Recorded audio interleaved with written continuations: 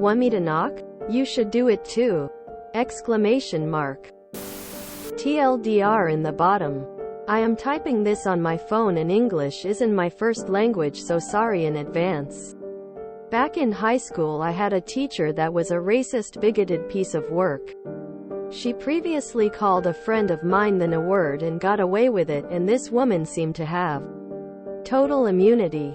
She wasn't treating everybody equally. She had a soft spot for white kids and quite lenient with them, and was breathing down the necks of non-white kids, to the point where she'd follow them to the toilets and stand by the toilet door waiting for them to finish their business if they excused themselves, and none of the black or brown kids were allowed to take their phones with them when they go out. On the first period I had her, I walked in a little later after my friends who just walked in normally, and she didn't comment on anything.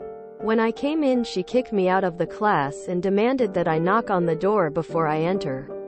And that was proper manners.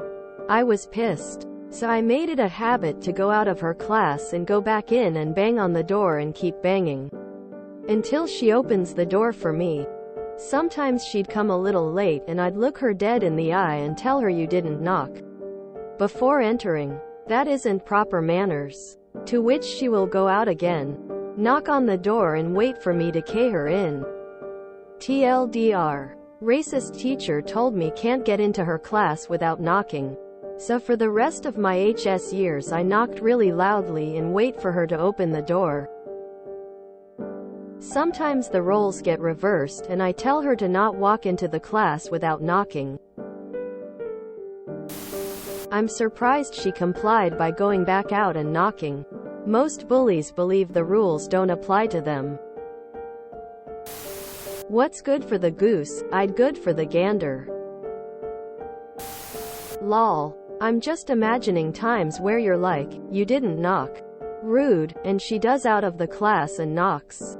And I'm just envisioning you locking the door. Maybe barricading it with a chair so she can't just unlock it.